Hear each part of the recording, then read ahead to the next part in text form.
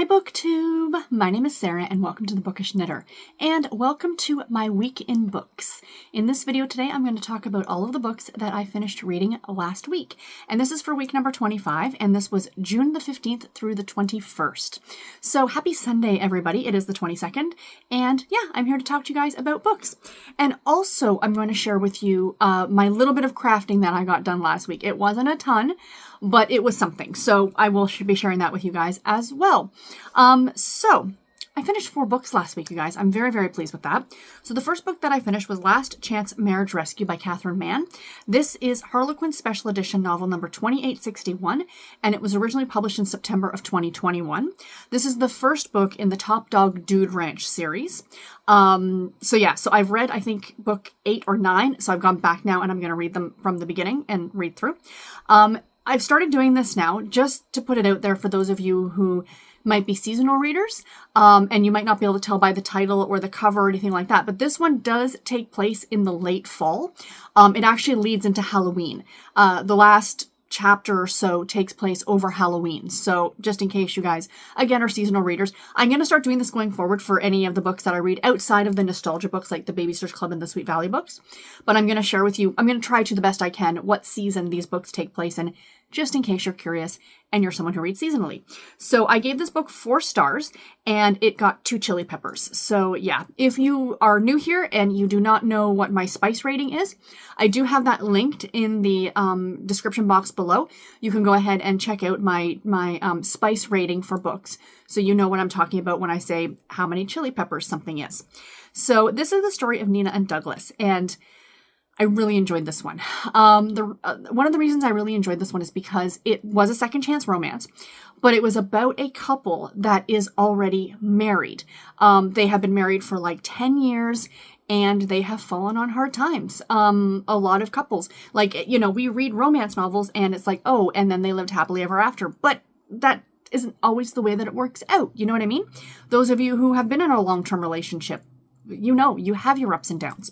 So basically what has happened to Nina and Douglas is that, like, they kind of had a bit of a whirlwind courtship. They got together. She got pregnant. They had their twin daughters. The 2 little girls, they're 10. They play a pretty prominent role in the story. And they're really well done. I really, really like the twins. I'm assuming, I think that they make appearances in later books, but I'm not absolutely certain. But anyway, and when I say make appearances, I don't mean like eventually they're going to grow up and then get their own stories. No. I mean like they're just going to show up in other books as little girls still. You know what I mean? But anyway, so basically what happened was that the girls were preemies. They struggled quite a bit, you know, when they were first born. And then things kind of got better and they work and own a dairy farm. Douglas has this family dairy farm. Him and his brother run it. Their parents died years earlier.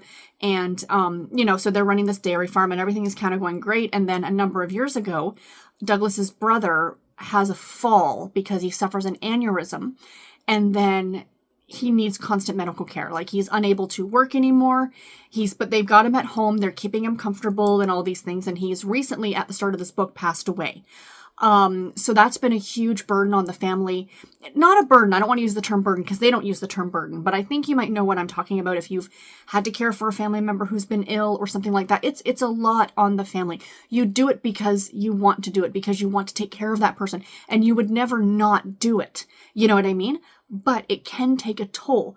Emotionally, financially, all of those things, right? So it really did put a big, big strain on their marriage. And because of the medical bills, it has also put the dairy farm on the brink of bankruptcy. So that's kind of where this story starts. And so you can obviously see that there's all of these outside factors that are contributing to the fact that these 2 people, Nina and Douglas, are just not talking to each other. And they're just not getting along, and they're on the brink of divorce. And the daughters sense that. The daughters know that. You'd be surprised at what kids pick up on. I think not a lot of parents, but, you know, in this story, I know Nina and Douglas were quite surprised to realize that the daughters knew kind of what was going on. I mean, you can't keep this from children. They know, you know what I mean? The children are very intelligent. Don't give them more credit than, I don't think people give them enough credit. Do you know what I mean? So anyway, I think it's Casey and Kelsey are the twins, and they kind of crack this scheme that they're going to, like, open a dog washing business, and they're going to earn all this money to take the family on a trip to this top dog dude ranch because it's supposed to be a magical place where, you know, yada, yada, yada. And the twins think that this is going to save mom and dad's marriage, kind of an idea. So through a series of events, they end up going to the Top Dog Dude Ranch for a couple of weeks. And of course, the story goes from there. And it's really, really sweet. There's a lot going on. Douglas and Nina trying to get back to their marriage, to how they used to be. It's very, very sweet. I really like the family aspect of it. I love the ranch aspect of the story. I really loved it when I read the later book in the series. I think it was called... oh my gosh, Fairy Tale something or other. I can't remember the title of it, but I think it was book 8 or 9. It was delightful. These stories are absolutely delightful. It takes place in Tennessee. Again, if you're someone who reads maybe locationally too, I am keeping track of the category romance books as to where they take place. And then maybe next year, I might do a video on like books that take place in certain states or, you know, maybe regions and stuff like that. That might be fun. But anyway, so yeah, I really, really like this one. I just thought it was really great. You know, there's not only will the marriage be okay, but are they going to be able to save the dairy farm, you know, like, because it goes back generations and generations for Douglas. And yeah, and everything is tied in family in this story. It was delightful. I absolutely loved it.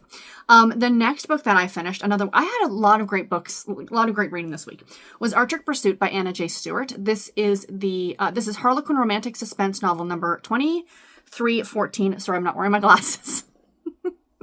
I really should. But I am just fighting tooth and nail.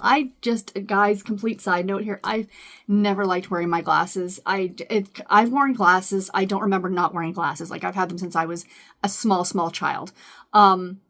I have an eye doctor appointment next week, and I'm really, really hoping I'm going to get contacts. So, yay. Anyway, Harlequin Romantic Suspense, novel number 2314 from February of 2025. So this is a very new release as of this year. This is the first book in the McKenna Code series, and this one takes place in the winter in February in Alaska. This takes place in Alaska, which is delightful. I gave this one 4.5 stars. As of now, I think this is my highest rated book of the month. So yay on this one. And I gave it 2 chili peppers. This one was also a little bit spicy. So our main character in this one are RaeAnne and Thayne. And the two of them are FBI special agents, and they are partners. And they've been partners for years and years and years. And they're best friends. Now, previously, many, many years earlier, both of them had been married before. They were married while they were partners. And to other people, obviously. And but they kind of maintained this best friendship. Now, from my understanding from reading this book, I think this series branches off another series that Anna J. Stewart did. You don't have to read that one to read this one, in my opinion. I wasn't at all lost, nothing like that. It just sounds like there was a character mentioned that would have been in a previous series or something like that. This can be read as a standalone. It's the first in a series. Go ahead and read it as first in a series. So anyway, what's happened is that about a decade ago or so, Thayne had this case before he was paired up with RaeAnne. And he had this case of this like mafia type guy and this woman who worked at his establishment. I can't remember if it was a restaurant or not, but she testified against him in a murder case. And he was put behind bars. So she never went into witness protection or anything like that. She ended up getting married and she moved to this very small town in Alaska. And now this guy is being granted a retrial of some kind. So she's going to need to testify again. Well, guess what? Now this bad guy's people are going after this woman. So basically at the start of the book is that she was hit by a car in this small, small town. And now she's in a coma. And Thayne, through unofficial channels or whatever, like he's not doing this, like he's not being sent on like a case by the FBI. He's doing this on his own, his own thing. And he's like going to go up and try and find out what's going on. And RaeAnne, ever his, best friend partner, is going to join him. So that's kind of where that's the plot of this story, is that they're trying to find out. These mobster guys are trying to hurt this woman and her family. So they're trying to keep them safe in this very, very small town in Alaska. And this town itself is based off of a real town in Alaska. I can't remember the name of the real town, but I have looked up stuff on it online and it's fascinating. If you watch, you can find some YouTube videos on it. If you just search, Alaska town in an apartment building, it sounds weird. You will find something. So basically this town has lots of little shops and stores and outside residences, but it also has this massive apartment complex, building that houses all of these people along with like the local school, the post office, the church, the doctor's offices, shops, stores, restaurants. All these things are self-contained within this one building. So if the weather is horribly bad because it's Alaska, you never actually have to leave the building. And to access this town, the only way you can is through a tunnel. And the hours are only from 7 in the morning till 11 at night. And, if there's an emergency, they can bring a helicopter in, but it's very, very, very isolated. And that I really enjoyed the setting of this story as well. I thought it was so well done, to the desolation and the isolation but also this small town. Everybody literally knows everybody because you are literally in this small little, you know what I mean? It's fascinating. I really enjoyed this one. I highly recommend it if you like romantic suspense novels. This one is very suspenseful. There's spice in this one as well. Like I said, it's got 2 chili peppers. So, of course, Ren and Ty do end up hooking up, and that, it's a romantic suspense. You know that there's going to be a romance in there, right? So, yeah. But this one, really good, highly enjoyable. Excuse me, hold on one second. Just reaching down to grab my next book. So the next book that I finished was Wrong Kind of Girl by Francine Pascal. Actually, Kate William is the actual writer, but created by Francine Pascal. Sweet Valley High book number 10. I gave this one 3 stars, and I do rate these mostly, I think almost all of these will be rated as a cupcake, but I do actually give them a spice rating because there is a little bit of romance in these books. Kissing and stuff like that. There is allusions to other things sometimes in these books, especially in this one. Nothing is ever on page, but stuff is alluded to. Let's put it that way. So basically the plot of the story is about our main character, Annie. She's the dark-haired one right there. And this is the always infamous Jessica Wakefield. And basically, there's a couple new spots that have opened up on the cheerleading squad. And Annie wants to try it for one of those spots. So she's only 15. So the twins are 16. They are juniors in high school, which would make Annie a sophomore. I think that's the way it goes. And it always confused me because it was like freshman, sophomore, junior, senior, right? But to me, I always felt like it should have been like freshman, junior. Like it just sounds, junior sounds lower than sophomore in my head. I don't know why, but it does. But anyway, so she's 15 and then she's 16. So she wants to join this cheerleading squad. Well, Jessica doesn't want her on the squad because she is kind of has a reputation around school as being Easy Annie, if you catch my drift. Again, she is 15 years old. There are scenes in this book where she goes out with a boy who's actually not even in high school anymore. He is outside of high school. So he would be 18 or 19 years old. There's another one where she goes on a date with Bruce Patman, who's a senior, who would be 17. And she kind of has this reputation. Her mother was young when she had her. Her mother's a model. She's a fashion model. She has this boyfriend who's kind of the mother has this boyfriend. And so Annie's trying to join the cheerleading squad, but she has to get her grades up. So Elizabeth, has been tutoring her. Jessica's sister has been tutoring her, to try and help her out. And Jessica's like, well, why are you helping her? We don't want her on the squad. And Jessica, being Jessica, is like, oh, well, we're going to vote her out no matter how good she is, and blackball her basically and all this stuff. And then there is a scene towards the end where Annie actually tries to commit suicide because of bullying. So this story is really grounded in bullying outside, regardless of what she chooses to do with her time. Regardless if Annie decides to date one boy or 100 boys, that's between her and herself. You know what I mean? That's her business.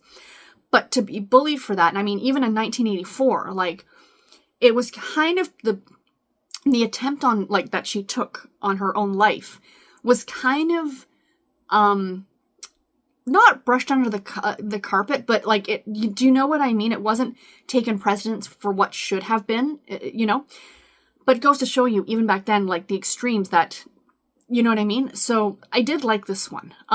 Even though I only gave it a 3-star, just kind of really, Jessica again was being Jessica. And I love these books, but there's only so many of them I can take at a time, which is why I'm only reading them in 6-book increments, because Jessica just drives me bonkers, and how she gets away with half of what she gets away with.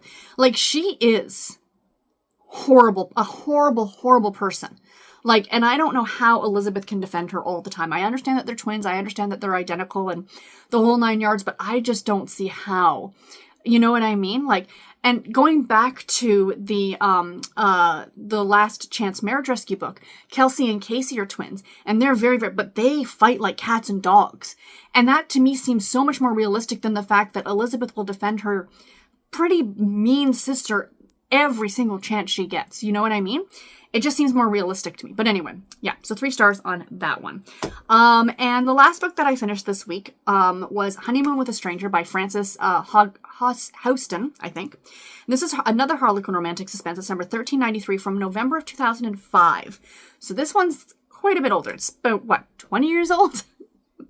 This is the second book in the International Affairs duology. There was only ever 2 books that took place in this series. This one takes place during the winter December in Paris. It takes place in France. And I gave this one 3.5 stars, and it had 2 chili peppers. So this was another, all of my books except for the Sweet Valley were pretty spicy this week, to be honest. Not pretty spicy, but were definitely open door love scenes. So this is the story of Roxy and Mac. And this one was a little, the reason this one got 3.5 stars is because I felt there was a lot going on. So basically, like, Roxy is a spy and Mac is a spy, but neither one knows the other person is a spy. He thinks she's just like, he thinks she's a spy, but she hasn't actually come out and said anything because you don't just, hey, I'm a spy. That's not how these things go. But Mac is working undercover and he's in Paris and she's supposed to be looking for someone. And she shows up at this apartment by chance and Mac happens to be there with these 3 bad guys. And they're trying to buy this biohazard weapon that basically kills all living plant organisms. So you can imagine how devastating that would be. I mean, there's all of our oxygen gone, right? So anyway, Roxy shows up and they're like, well, who the heck is she? So Mac plays it off like that's his girlfriend or his fiance or his wife or whatever it is. Or it's his wife. They've just gotten married. That's the story he tells them. And, like, they're on their honeymoon in Paris and he's like going to do this deal on the side, kind of an idea. But she was sick of waiting in the car and she just kind of showed up at this apartment and he's like, trying to play it off because he doesn't want to see her, this random woman who has no idea who she is, get killed. So the 2 of them end up getting kidnapped and they go and are stuck at this like place and they're trying to get out and they're trying to save the day, kind of an idea. And of course there's a relationship. This one really, really did focus a lot more on the romance than it did on the actual like bad thing that was happening. And that's what I talked about before with the difference between intrigue and romantic suspense. That, the romantic suspense definitely focuses a bit more on the romance than it does on the suspense. However, that being said, the Arctic Pursuit book, I felt they were like really like pretty well evenly matched. This one was definitely more of the case where the romance kind of took precedence. And the reason I say that is because these 2 people didn't know each other. And then within 3 days, they're sharing a room and a bed, basically, if you catch my drift. And very, very sexually charged right from the beginning. Whereas like the Arctic Pursuit story, and I think that was the difference too, is that they were still within a few days together, if you will. But they had known each other for many, many, many years. So it just seemed more natural as opposed to Roxy and Mac, if that makes sense. So yeah, I did enjoy this one. I do want to go back and read the first book because it takes place on Mount Everest, which sounds fantastic. Like, what a great location for a book. And it's talked about a bit in this one towards the end. Like, that's what kind of made me realize what the first book is about, because it's about a different character that you meet in this book later on in the story and how she went up Everest to retrieve her sister. So yeah, but anyway, I want to read that one. So yeah, so that is everything that I read this week, you guys. I actually had a pretty good reading week. I'm sorry for reaching out. I am pretty pleased with that. So let me show you my one bit of crafting that I did this week. The only thing I was going to do cross stitch. I did get the fabric for those other pieces that for the other cross stitches that I want to do. I'm drawing a blank. Oh my goodness. The tarot cards done by the Witchy Stitcher. So I do have the fabric for those now. So I might go out today and get the floss that I need for them. And I might start one of those today. We shall see. It's supposed to be really, really hot today, so I don't know. But I do actually have to go to the library today to go drop off some books. So that's definitely on the agenda for today. But anyway, I did knit on my sock. So I got quite a bit knit on this. I'm very, very happy. And look, my nails match again. I'm doing this on purpose. I think the next time I get my nails done, I'm going to try and find the most obnoxious green color to do. Like a highlighter green would be very, very cool. But anyway, so if you remember from last week, I had to tear this sock out because it was naughty and it had to sit in the corner for a little bit and think about what it did. So I had to cast back on the sock. So that's where I was last week. I had just started, like just finished the cuff basically. So I've gotten this done. I should get the leg done and get the heel started this week, which will be very exciting. So yeah, this is it's Chinchilla Dance Party by Dancing Dog Dye Works is the name of the yarn. I don't think Dancing Dog Dye Works is still in business. I could be wrong, but I don't think they're still in business, unfortunately. She did amazing yarn, but I love how bright and colorful this is for the summer, even though I would never wear these in the summer because they're hand knit socks and they're super, super warm. Excuse me, sorry. I've been talking for a little while. My iced coffee this morning from McDonald's, which is delicious. So yeah, that's the only crafting I've gotten done this week, you guys. But anyway, that's it. I will let you guys go. If you enjoyed this video, please give it a like. And if you haven't subscribed yet, please do subscribe to the channel. And until my next video, everybody, take care and happy reading. Thank you all so much for watching. Bye, guys.